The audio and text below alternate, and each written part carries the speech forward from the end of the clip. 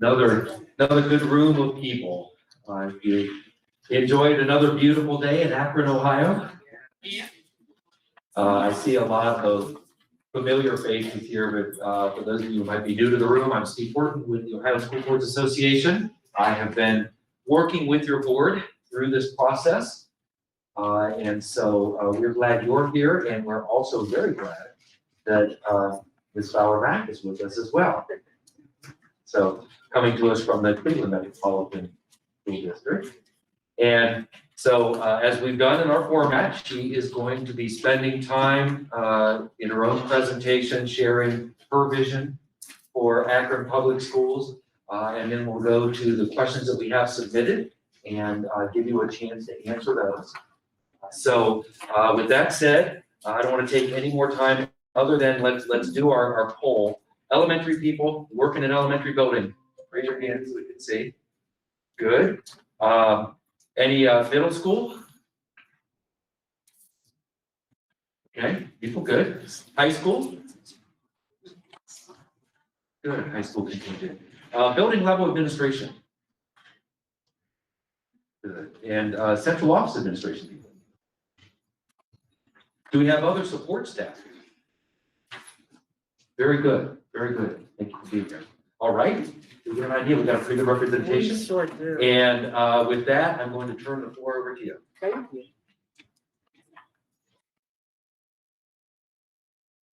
Testing. Good afternoon to everybody. It's been a long day for you, I'm sure. So thank you so much for taking time out of your busy schedules to come and to interact with me. I think one of the things, I think we're starting near the end. Okay. We'll start here. Wonderful.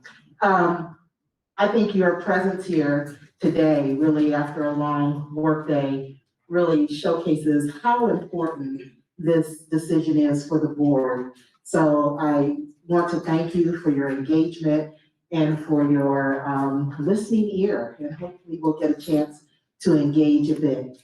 Steve started off with some polling that gave us an opportunity to learn a little bit more about which level you work.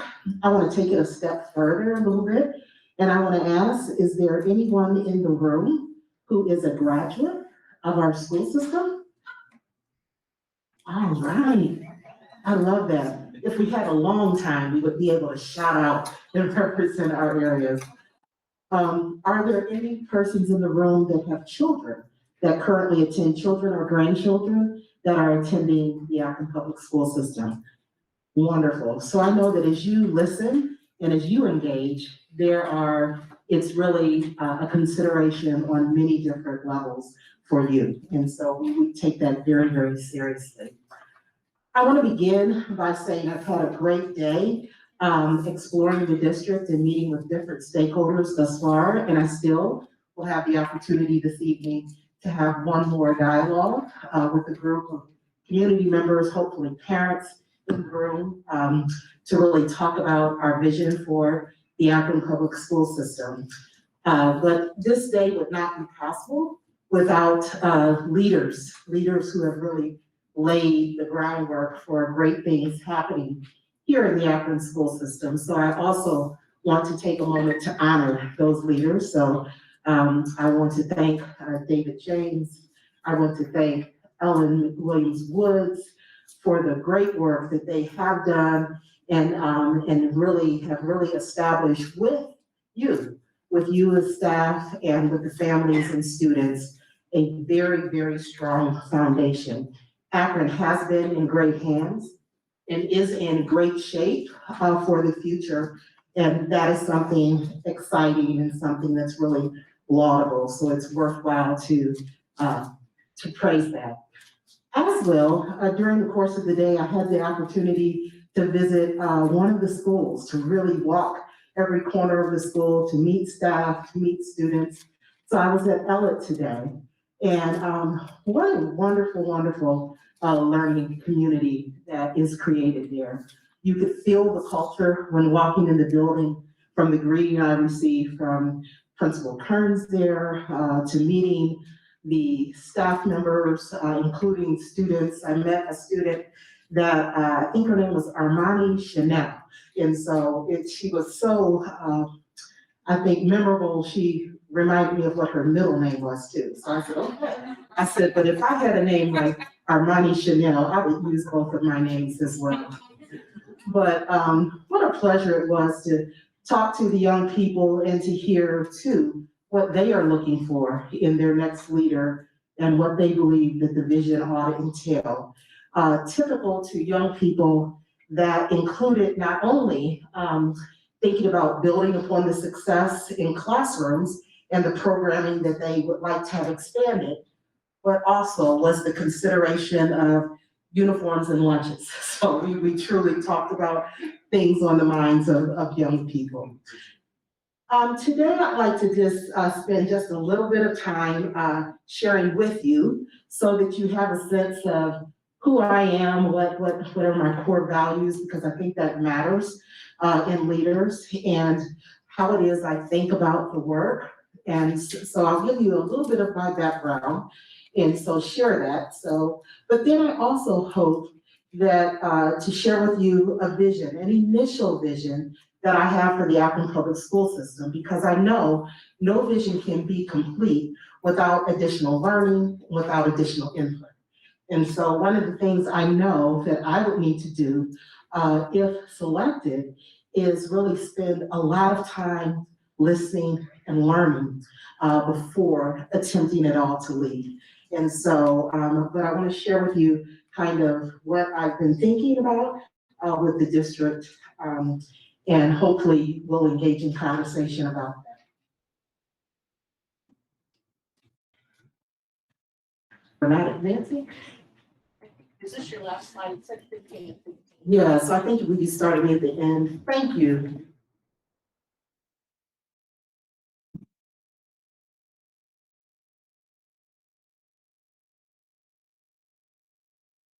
Okay.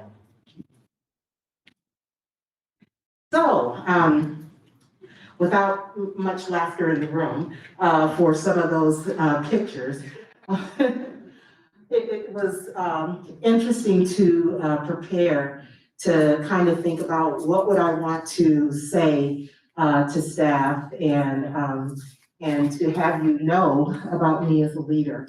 One of the first things I'd like for you to know is that I was nurtured in this city. I was nurtured in the school system. My roots are in the Akron public school system, where I went to elementary school at Barber Elementary under the very capable leadership of Abby E. Willissey at the time. And I then ended my career at East High School, graduating from East High School, and then was able to return back to teach at Robinson Academy. And so that means a lot to me, because when this opportunity became on the horizon, it's not that I seek a superintendence to be a superintendent of a school. It feels like this opportunity is the right opportunity. It's an opportunity to lead with a group of individuals that I've come to highly respect, to advance and deepen work that I not only know, but that I really believe in. So I believe in the approach that has been taken in the system for the young people, both now and thinking about the future. And it is in a context of a city that I know over the years has shown a great deal of commitment to its young people. I felt that as a student. So as I experienced school, it was a happy place for me. I was cared for, I was challenged to really exercise opportunities, to take advantage of opportunities and exercise leadership. And I felt very supported by the staff there. The staff worked really well together, and I remember that vividly. One of the things I found, though, is that when I graduated, I wasn't as prepared as I probably should have been. I had not visited a college campus, and college was what was expected for me next. And I had not had the wide range of opportunities to really think about what I was going to do next, to think about what career path might be best suited for me, those sorts of things. And so one of the memories that I have is that, I did come from Akron, so I had the grit to kind of figure it out and regroup, and have had a lot of success since then. But it always stuck with me to just know that one of the things I always want to do, since I selected to be an educator, is to ensure that children under my influence, when I'm working with teams, that they are prepared, that they exit with a plan and with even having thought about, how it is that they want to experience the next phases of their life. And so that is something I attribute to my roots, as well, having had the opportunity to watch a woman with very high expectations really work well with her staff and execute leadership at a very high level. That stuck with me as well too. So always, throughout my career, I would use her example to tell the story of very young. I looked up to someone that made it known to me that I could do this too. I could be a leader, and I was expected to do so at the highest degree as possible with great, great standards. And so again, I don't take lightly the thought that Akron has not had a female leader, and that for all the leaders who would be in the system, the fact that we are modeling examples for the young people that sit into our care here today. My values, I feel like values matter for all of us. And one of the things I would be hoping to do is to discover, when engaging with faculty and staff, what is it that, that anchors you at your core? And so I'd like to share with you some things that anchor me at my core. When I think about what are my personal values, these 5 terms and traits come to mind really well. I believe deeply in teamwork. I believe in persistence. I believe that we cannot be in public education, and especially in an urban education environment, with a very high standard for our students to be the #1 urban education institution in the country, is one of the statements that Akron makes. And if we're going to do that, we have to be able to be persistent, to be learners, so that this is a continual learning organization. We continue to learn and grow and progress the work, that we are outcome oriented, and that there is integrity in the work, that the environment is such that you can make mistakes, but you need to persevere towards continuous improvement always. And so these are core values that really reflect who I am and what has fueled me. And these are things that I highly respect and hope exist within the environment here in Akron. And I believe they do, from the people that I know well in the system. I know that that is part of the foundation that has been laid. Also too, when thinking about the core principles, when as a leader, I've always felt it important for persons to be able to anticipate when working with you, how it is you think and what is likely to drive actions in addition to all of the facts that are laid before you. So in addition to the data and information that is accumulated, as a leader, as I am thinking about making decisions and considering information, this notion of what does that information, what is this action going to do to help us to further academic excellence, is something I think about a lot, because it is my core belief that our students deserve the highest degree of teaching and learning every day. They deserve to have many, many opportunities. And so academic excellence and the work and how it relates to ensuring academic excellence is something that I think matters greatly. As well, when considering opportunities or making decisions, one of the things I think deeply about is, to what degree does this decision or opportunity allow us to engage, allow us to make connections, make things more relevant for the families that support our students and the community that is also supporting our schools. And so family and community engagement, our schools are the hubs, they are the anchors. Usually when you talk to persons about where they live, their memories from the past, they will usually anchor it to a school that is nearby. So schools they're very significant. And strong schools, we know, creates a strong community. So family and community engagement is another core principle that guides my consideration and decisions. Issues of equity, equity of access to opportunity is also something that I feel is really important. And it was one of the things that, when looking at where Akron is and where it plans to be, the fact that you as a system have committed yourself to really addressing issues of equity and ensuring, especially our most underserved students, have equitable opportunities across our districts, both in the academic arena, but also in how they are enriched in their general activities, I think is laudable. I'm highly respectful that you as a leader, and Akron has been a leader in pursuing an equity first agenda, really before most of the other Ohio districts I know, and even nationally, you've been a front runner. So this is an area I would seek, I've done some work in this area, but I would seek to be a learner from you with this, and to advance that as a priority as the district moves forward.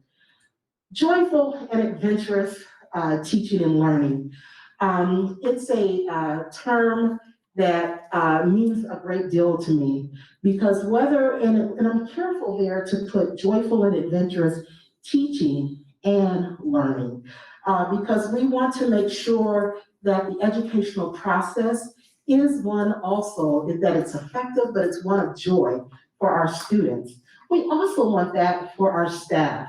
We want our staff members as well, no matter what their contribution, no matter to education, to also find joy in what they're doing, to find themselves growing and learning and becoming as well. And I think that only happens when systems are really intentional. And so joyful and adventurous learning is something that, as I think through, consider and make decisions, I'm thinking about, are there ways to really still nurture the culture, the climate, to be supportive of all of the stakeholders within the system?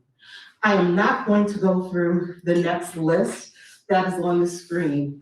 I listed some professional skills and accomplishments only so that you had a glimpse of some of the types of things I've had the benefit of being engaged in leading. And so I know if I were you, I would be sitting back thinking, well, what can you bring to our system? What can you contribute? How have you worked? And in what types of ways have you provided leadership in systems where you have been before? And so I just began to assemble some of the types of things that I was entrusted with. Most all of those areas were achieved in collaboration with stakeholders. And so while I've worked in the context of a team, I've been charged with the leadership of that type of work in terms of ensuring that we have a strategic plan for the organization, in working with communities and teacher and parent-based teams to address the school models that are in our high schools. So we don't use the term in Cleveland, career and college academies, but we do have many of the same concepts of ensuring that there are pathways in which students can learn, and then students actually choose their pathways, and those pathways are enacted in partnership with community organizations and with the support of the community at large. And so again, bringing forth that work was something that was done with members of the school organization at central level and school-based levels. So one of the things I'd love for you to remember is that I have a wide range of experiences that I can bring to the seat. I also am a very quick learner, and so understanding where you are and being able to support your ideas is also something I would be very capable of doing. And I'm really excited about that opportunity. All in all, though, if I were to sum up, what might be a vision statement? How would you articulate in a few words what it is, how I view the system as it currently stands and the opportunity that stands before me?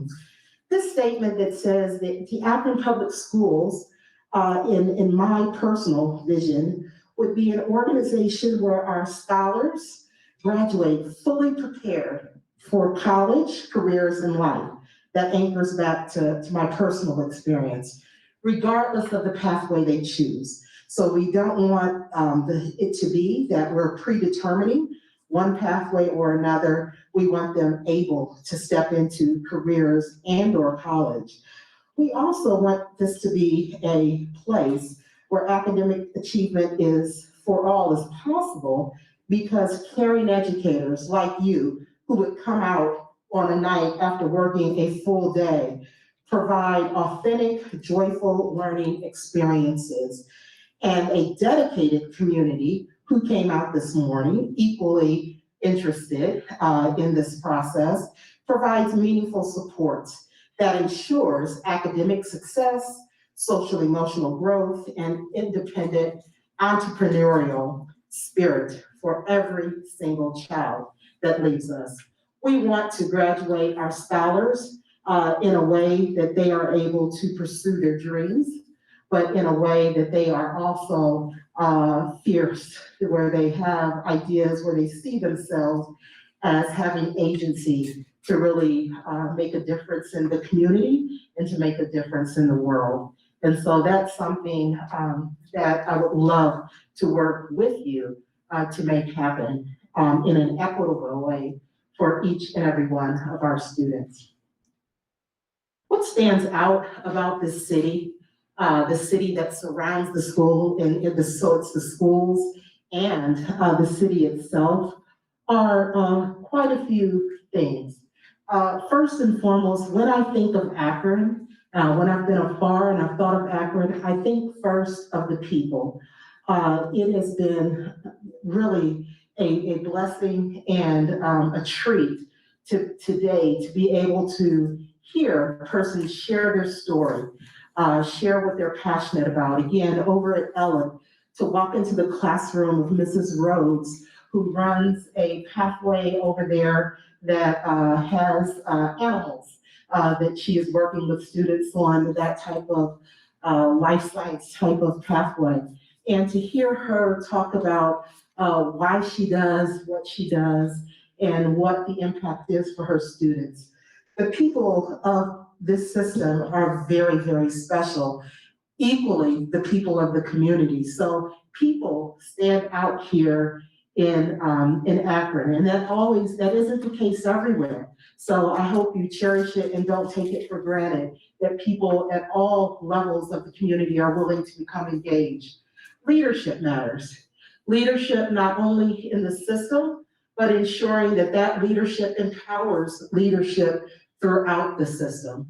And so having school-based leaders here having teachers who are leaders be engaged in the process, and also central service leaders. There is a great deal of leadership that exists in this district, a great deal of talent. I've been told that numerous times.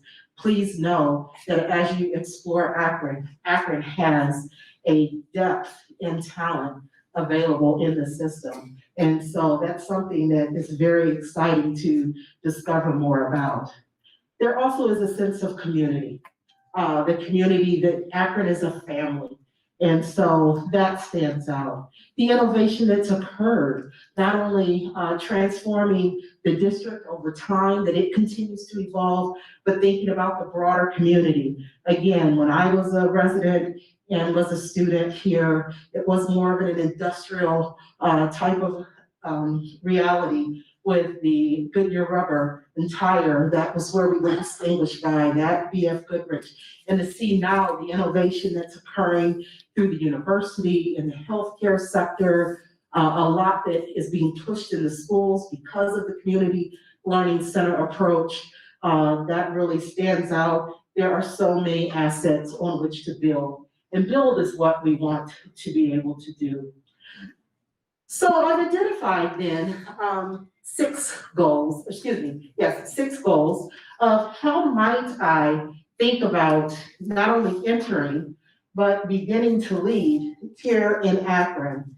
And the first two are similar in nature, because at the core of them, they are really about building a trusting, collaborative, and working environment and relationship with the leaders and across stakeholder groups.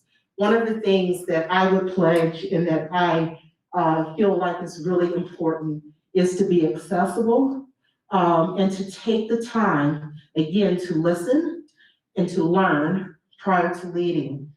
I think through visibility, through the learning process, to understand not only the Akron that I knew, but the Akron that it is today, which I know is a difference.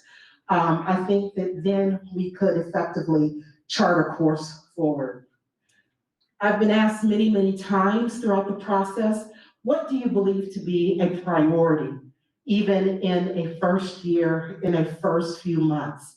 And I've been pretty consistent with saying the thing I think is most important is to really ensure not only a smooth transition, but to address the impacts of the last year and a half with COVID-19. There is a recovery that needs to occur. We need to be able to address learning loss and the social emotional impact from the pandemic. That type of work needs to occur not only for our students, but for staff and for families.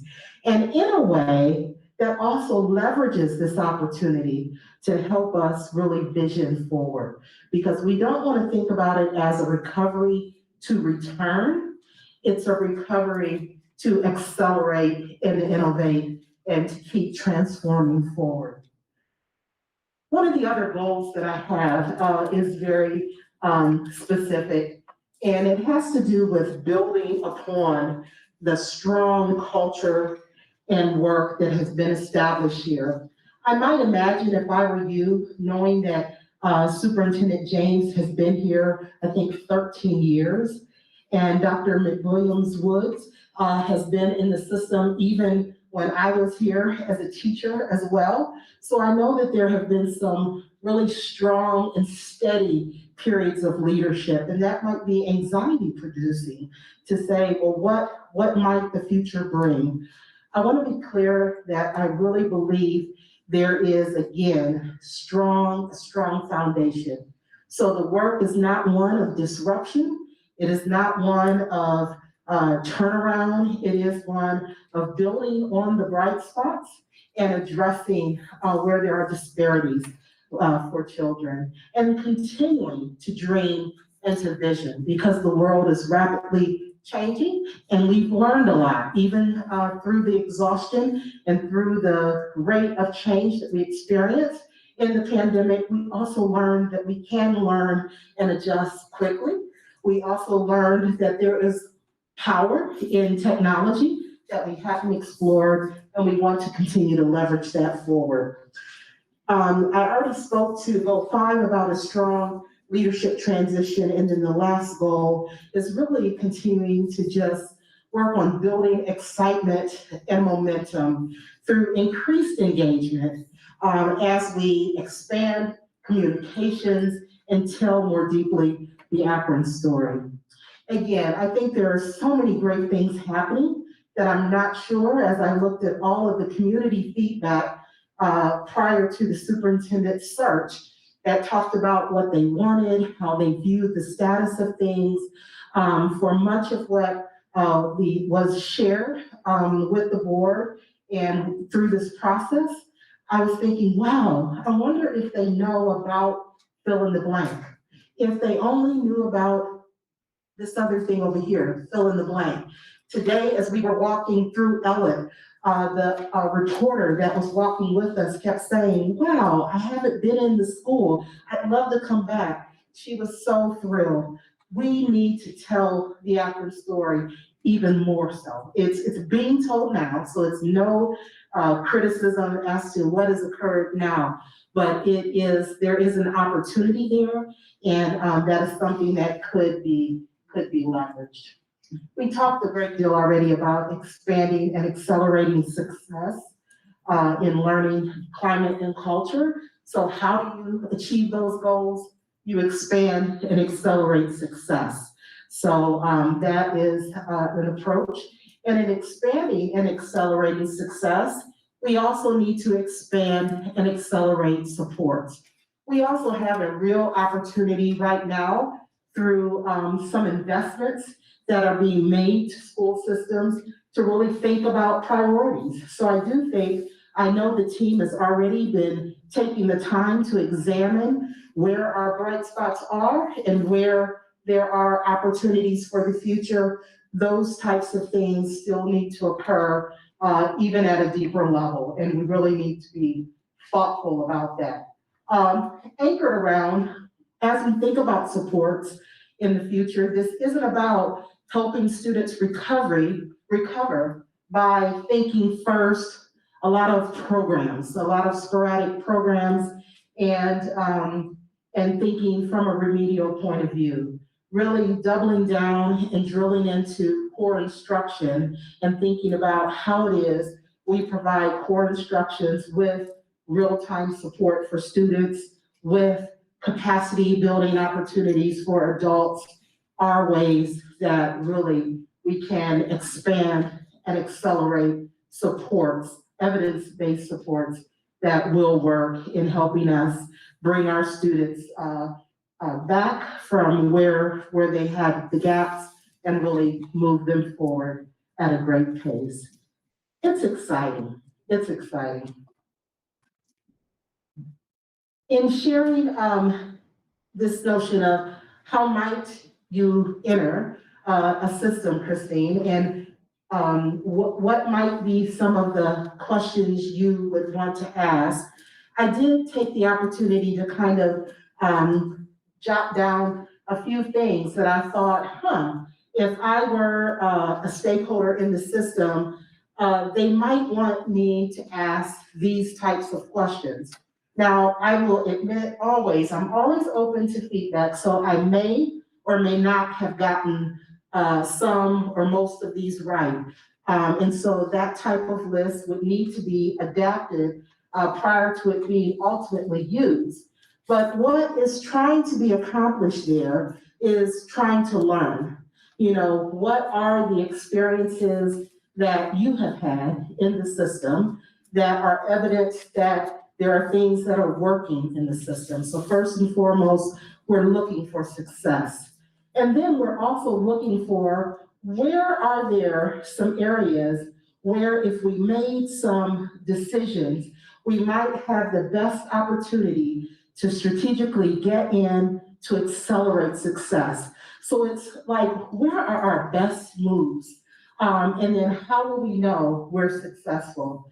So one of the things I would hope to provide is the opportunity to meet with, on a regular basis, groups of stakeholders I would want to create a transition team so that that's not a one-time transaction, but that we have great feedback loops occurring, both in the transition time period and then as we move forward, including ensuring that student voice is at the table, because who knows best what's kind of happening and what some of the needs are than the students who experience day to day our care and support, and making sure there are opportunities for our students and then a range of our staffs to engage in the process is something that I believe deeply in and feel that we will be better for.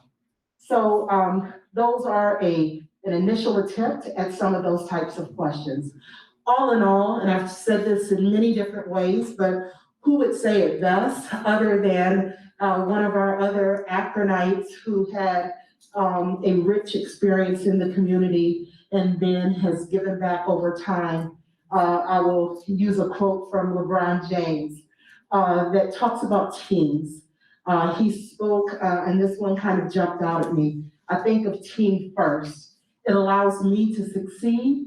It allows my team to succeed. And I love that quote. It's one I think that encapsulates a lot of what I believe in. I would be remiss, and I know we started with the end of this, so you've already seen my team, but this is my team. One of the other hats I wear, besides being a lifelong educator, is I'm the wife of a retired police officer. So my husband just retired after 35 years in the Cleveland Heights, University Heights city, and where he retired as the community liaison officer, so building relationships with the community. I have 2 children. I have a 10th grader, Kendall, and I have a 2nd grader, Kyle. That's a whole nother story for another time.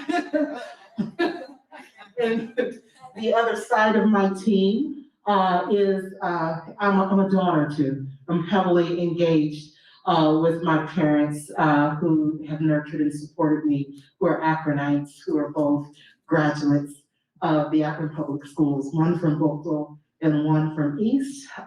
So those are my parents as well. They are all very supportive of my pursuit of this opportunity.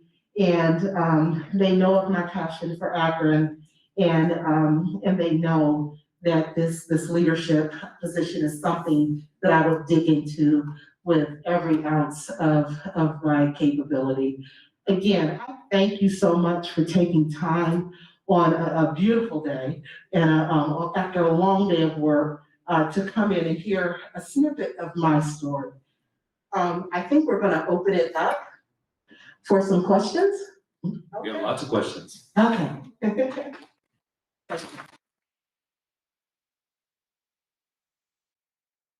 Thank you for sharing that. Now we're going to dive a little bit deeper with the questions that have been submitted here. So the first question is, please explain the Cleveland plan and your role in it. From your perspective, what are its strengths and weaknesses? Sure. So the Cleveland plan is a framework for thinking and organizing the work. And it was born out of a time period in which we in Cleveland were actually on the verge of state takeover. So we were on the verge of state takeover. We were facing a funding cliff. We were facing at the time contract negotiations where we knew that some more substantial things that needed to occur in the contract that both we and our union agreed to, but that weren't permissible in law. Some of the things that we were trying to accomplish, we kept running up with challenges with ODE because of our academic state, and there was lots of oversight and improvement. So out of that, what we call a perfect storm, we decided to our own hands to say that either we can create a plan of recovery, that it's just something someone holds us accountable to, or we can step back and we can dream and vision. and think of what do we want to become. And so the portfolio approach was one we decided to anchor the Cleveland Plan in, which says, as a portfolio, we want to think of our city as being a collection of excellent schools. So at the heart of it, it's just how we make each school. It's not that we, the district, are trying to improve. We are trying to ensure that each of our schools can improve. So towards that end, we approached it with several pillars. I won't go into all of that, but making sure our schools had greater amounts of autonomy, to make sure that the system approached talent seeking, that we were a talent seeking organization, and not only just looking to attract people to us, but really were deeply committing to developing the people and developing and supporting the people that were in the district. So talent seeking is another approach within the Cleveland Plan to really ensure that there are good options and choice available in every region. So we did a lot of thinking about how do we intervene and support making sure our schools are strong. So those types of things are what really is at the heart of the Cleveland Plan. My role in it is that I was one of the visioning authors. So there was about four or five of us that came together, some inside the district, 2 or 3, including myself and the current CEO of Cleveland. And then we were supported by other partners. We wrote the Cleveland Plan and then worked with stakeholders to perfect it. So that was my role. Then my position changed. We were using a portfolio approach, and I was appointed to be the portfolio officer for the district, to manage a lot of the change processes, to work on some of the key functions that contributed to the success of the Cleveland Plan. So in a nutshell, that's what that is. Thank you. And a follow-up to that, how is the funding for the plan spread across public and charter schools? Yes, and so I should have mentioned that. One of the parts of the Cleveland Plan was a decision to partner with charter schools. In the city of Cleveland, our charter schools at the time, we likened it into the wild, wild west. There were just charter schools popping up everywhere with no coordination and support. One of the things we felt was in our interest in that sense was to work with charter schools to make sure that we could influence the sector. In terms of the charters, 1 mil of the operating levy that we would generate would be shared amongst all charter schools that were either authorized by the district and or that were in partnerships, that they entered into a specific partnership agreement. Thank you. So in terms of the mayor's office, what do you see his role being, and how would he be involved in decision-making? And I believe that the mayor right now, and I had the opportunity to speak with the mayor this morning, I believe that he is a strong advocate of the public school system and has acted in partnership with the school system. And so he was very clear to me when chatting this morning. One of the things he said is, I'm not an educator. I support the work that occurs in the schools. I'd love to continue to support the work and the vision that the system has, but I do know my role. So I think that's something that seems appropriate, to have the city and the school system working in partnership, trying to leverage opportunities together where that makes sense. And I would be committed to continuing a very strong relationship with the mayor in that regard. Thank you. What is your definition of restorative justice, and how will that look in our schools? How will it affect the student code of conduct and discipline? Right, and I don't yet know, so I need to listen and learn. I don't know to what degree the system has already advance in the area of restorative justice. But what it means to me is that we really are proactive with our students, that we develop our students so that there are ways for them to recover, to understand how to address, whether it's conflict, how to think about how to contribute differently to the environments of their schools, how to recover from when they have erred in ways that our immediate response isn't punitive and isn't just suspending students from school. Because in those situations, many children, they're not learning from it. And what we want is learning to occur and correction and behavior to occur. So I really think that there should be deep investment. I think that there should be protocols and practices that are adopted so that how we support restorative justice, that that's understood. And again, if that hasn't already occurred, how that affects the discipline code, things of that nature. So if we don't already have a task force who's working on that, thinking that through, that would seem like that's something pretty important to do, because there's a lot of evidence out there that restorative practices are supportive of students and supportive of schools. As the COVID tide rescinds and we begin to return to a sense of normalcy, in quotes, education, social, emotional initiatives, or what education and social, emotional initiatives do you plan to add to your platform to advance an emotionally safe learning environment for our APS students and their families? Right, and so first of all, I think one of the, while there was a lot of change and disruption, the COVID impact also gave us the gift of some additional insights. And so one of the gifts that it provided, and now that we're able to step back and think about how we want to move forward, is the gift of understanding the need to more systematically embed social emotional supports and development for students within the classroom. And thinking about that notion of real-time supports, in the short run, some of what that might mean is looking at, how do we plan for social emotional opportunities within our lessons? So really thinking about that. What resources do we have available to support that planning and thinking?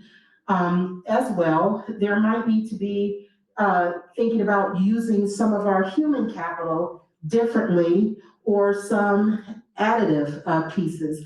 I know, like in Cleveland, some of the, is what we've done is we did increase in some areas some of our counseling support through partnerships with other organizations. We formed partnerships with organizations that could provide that. We looked at the opportunity to give students interaction with their peers. So, many of our schools, because of their initiatives in the school day, they had cut back more and more on recess time and things of that nature. So we re-examined through new eyes and thinking about the social emotional needs of students, many of those practices, the opportunities for kids, how they entered in the day, how they started their day. Were we able to provide advisories in our high schools for students? So there are many, again, evidence-based practices.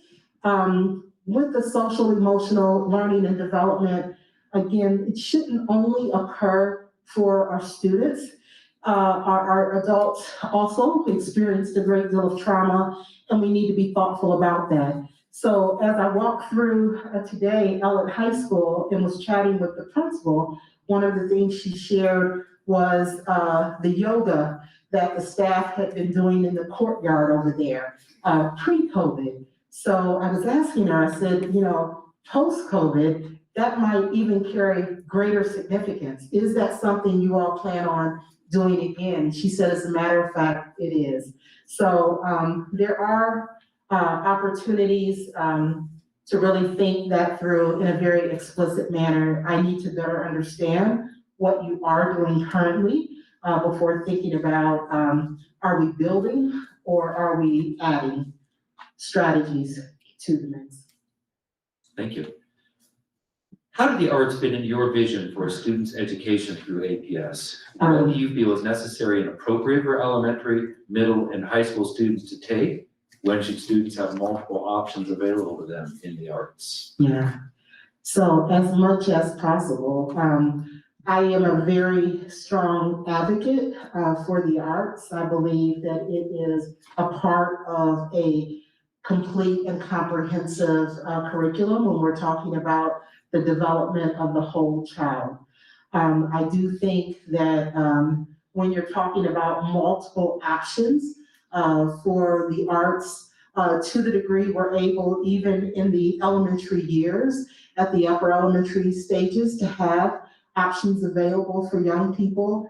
Definitely, I'm a former middle school principal as well, in the middle grades, which is a time of exploration and further development, where we want our students going into the high school years very curious and very and understanding the benefits of the arts in terms of how that might even enrich their learning. So I am very much so a supporter of the arts.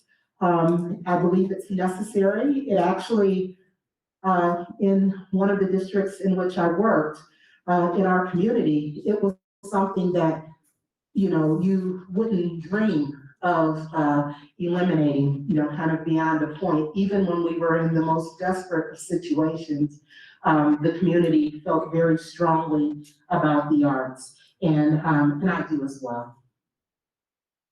A significant amount of IEPs in urban school systems such as Akron are written from a deficit mindset. Right.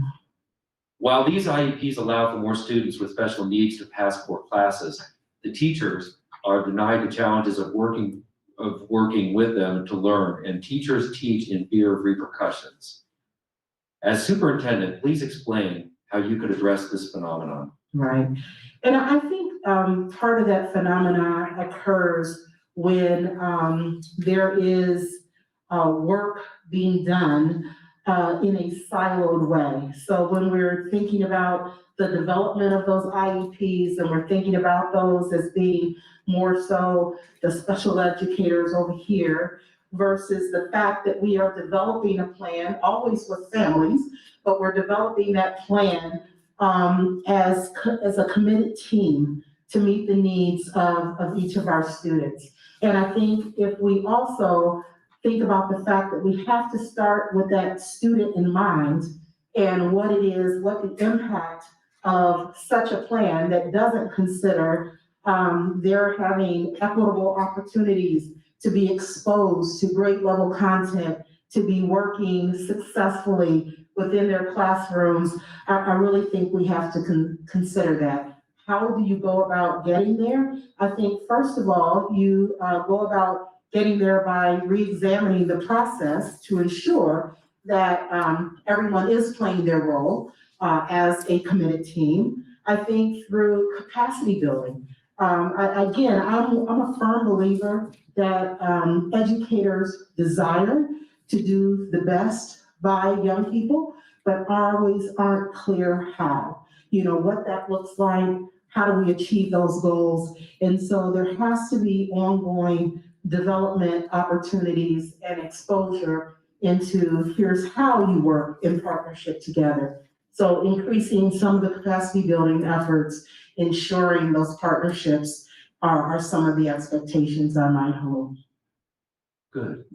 One of the concerns that we heard in the focus group polling that we did as part of the search was about the schools and how you would address inequity among the schools in the district.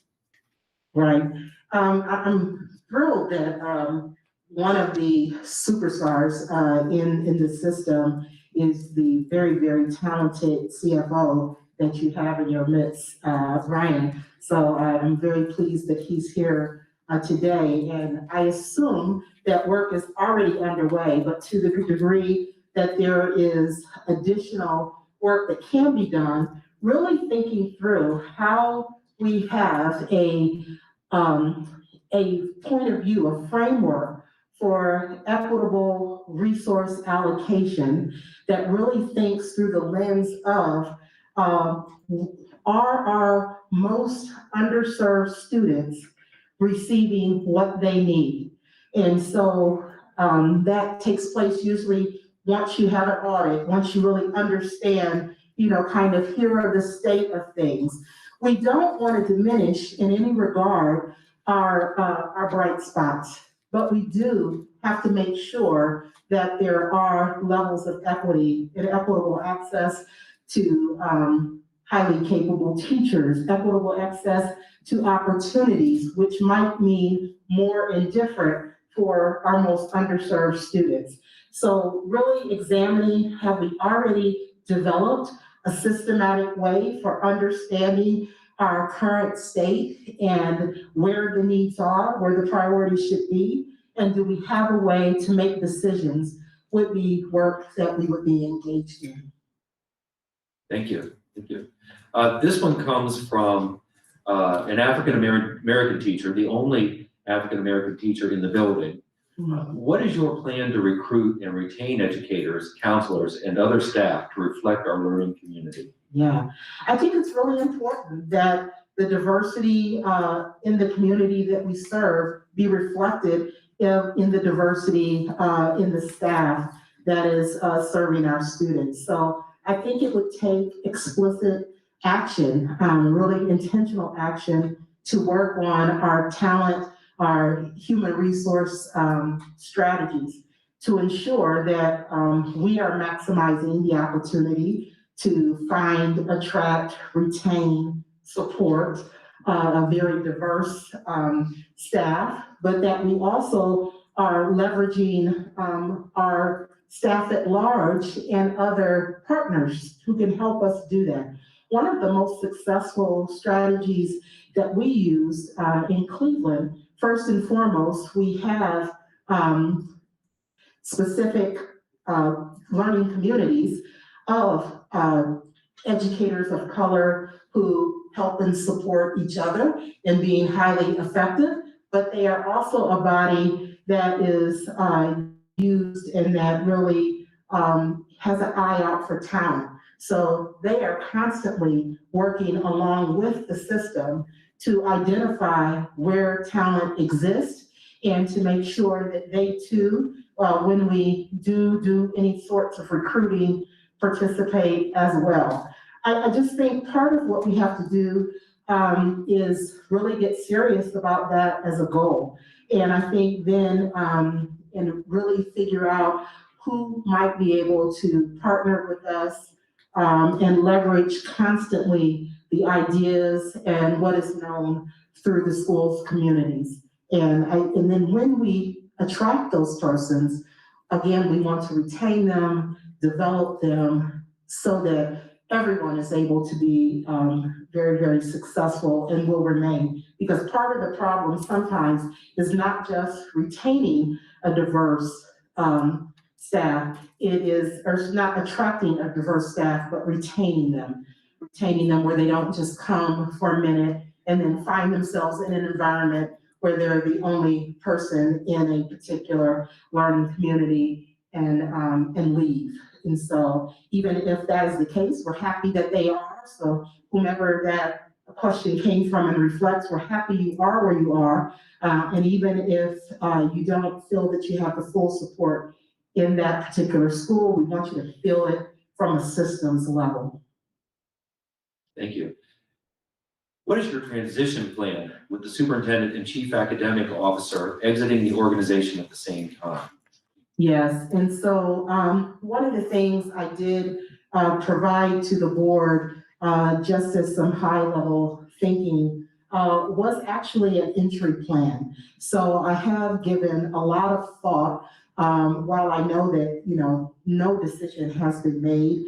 I'm a planner and I would want to be prepared. And so I have developed some ideas about what would a smooth transition look like that then has room to be further informed by feedback from staff, feedback from the senior team, and feedback from the outgoing leadership team. One of the things that I know, and I said this earlier, is there is a lot of talent in this system. And so I do know that a smooth transition is possible. And I would be able, because I do have a relationship with both Dr. James and Dr. Woods, just because we've known each other for many years, where I feel like they will be actively engaged and very supportive in providing a transition. I'm not one of those leaders that's coming ready-made with, and here's who would come, things of that nature. But I do have a plan where I've thought about the points of transition, especially post-COVID, that would need to be attended to ensure safety, to ensure efficiency or an organization of transition. And that would ensure, again, the opportunity to keep visioning and thinking forward. And as we're at the end of our time here, I'm going to ask you one last question. Okay. What is the current book you are reading? And share how that is adding to how you lead people. So the book I'm reading right now is, I'm going to get it right, The One Big Thing, I believe it's called. It's a New York Times bestseller, and if I'm wrong, I'll correct that so Steve can get it out, because I'm actually almost through it. But it talks about the power of prioritization and the fact that organizations who achieve at the highest levels do so because of the ability to focus and achieve. So it tells the story of McDonald's and how, in the fact of when McDonald's first began, they focused on the fry and getting the fry really right before they went to the hamburger. And it's really what they're known for a lot today, even through these many years, is that fry. But there are so many great leadership lessons, and I'd be happy to share, to make sure I have the title right, and share the author. It's a very quick read, but it really talks about the power of focus and doing what is most essential. One of the mantras that I have is, of all of the things we could do, what must we do to advance the work and to achieve moving forward? And it's really supportive of that type of philosophy, to say that you're never going to achieve audacious goals, really breakthrough goals and superior performance through listings, when you have like laundry lists of things. It's really when you can create that in an initial brainstorming sense, but you must prioritize and try to get to a few things that you can do well. Thank you. Thank you so much. Thank you.